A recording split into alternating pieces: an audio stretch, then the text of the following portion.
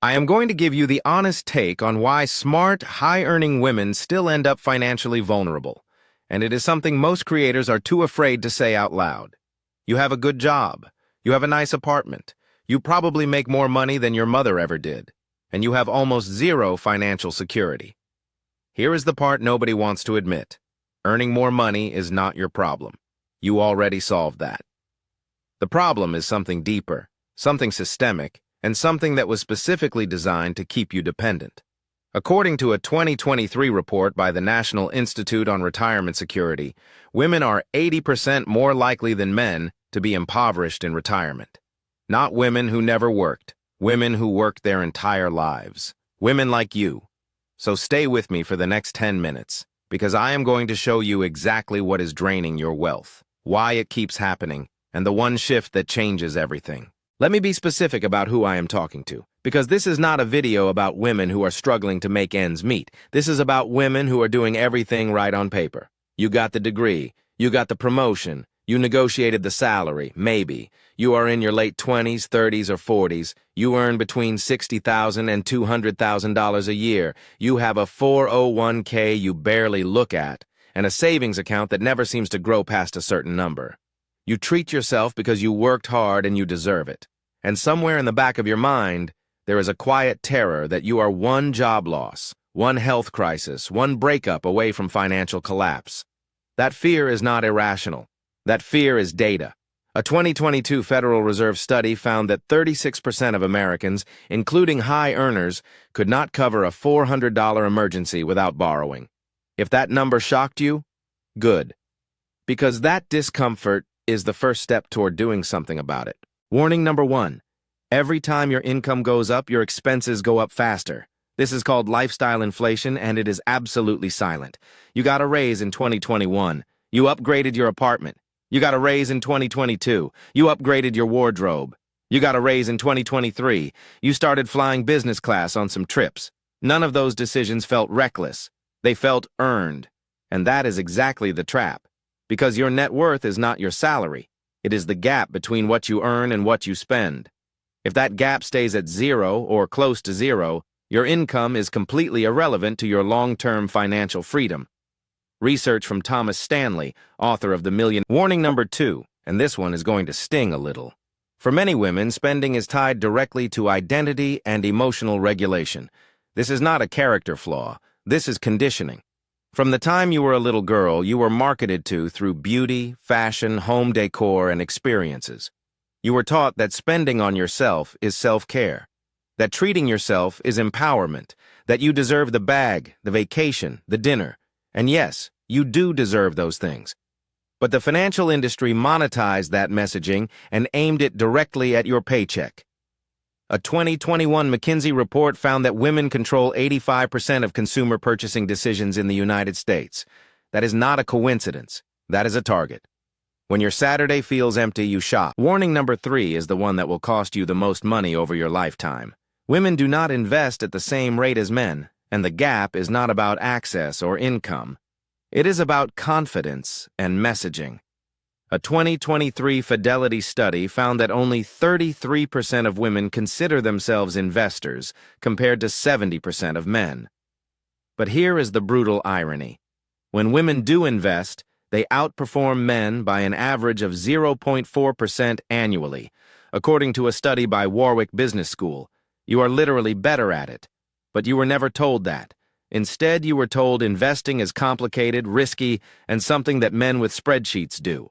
So you left your money in a savings account earning 0.01% interest while inflation ate it alive. You watched crypto headlines and felt overwhelmed.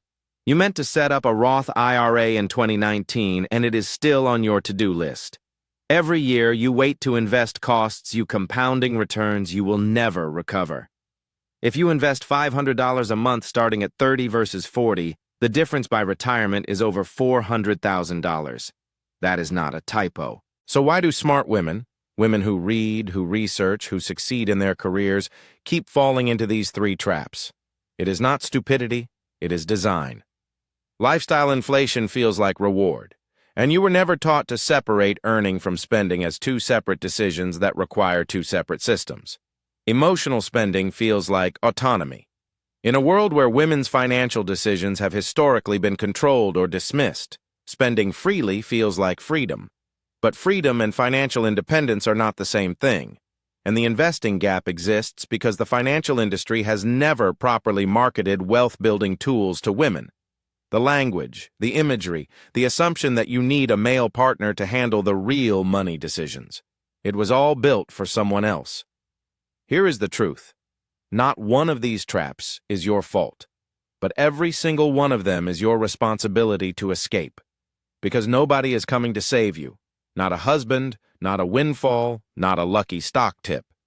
The women who die financially free are the ones who decided, at some specific uncomfortable moment, that they were going to learn this, that their financial future was worth more than their financial comfort right now. So what do you actually do?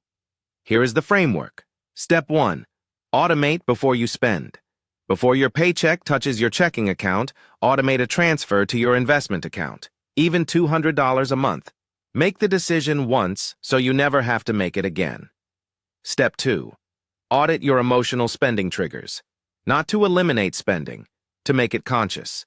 For 30 days, write down why you made each non-essential purchase. You will see patterns that will genuinely shock you. Step 3. Open a brokerage account this week, not next month. This week. Set up a low-cost index fund through Vanguard or Fidelity and automate a contribution. You do not need to understand everything. You need to start. Now, if you are someone who earns well but genuinely never learned the mechanics of building wealth, I want to point you toward a resource that changed how I think about this completely. Ramit Sethi's book, I Will Teach You to Be Rich, is available on Audible right now, and it is genuinely the most practical, no-shame guide to automating your finances that I have ever found. It is written for people who make real money and want to actually keep it. The link is in the description. It is not about cutting lattes. It is about building systems. That is what changes your financial life. Not motivation, not willpower, systems. Here is the thing I want to leave you with. Remember that curiosity loop I opened at the beginning? The idea that earning more is not your real problem. This is the close. Your problem was never your income. Your problem was that nobody ever taught you that income and wealth are two completely different games, played by completely different rules. Income is the job. Wealth is the system.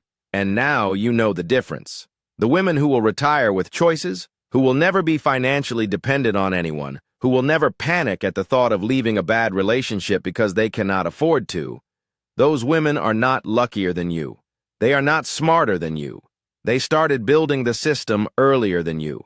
Today is your earlier. If this video gave you one real insight, share it with a woman in your life who needs to hear it. Subscribe if you want more honest conversations about money that nobody else is having.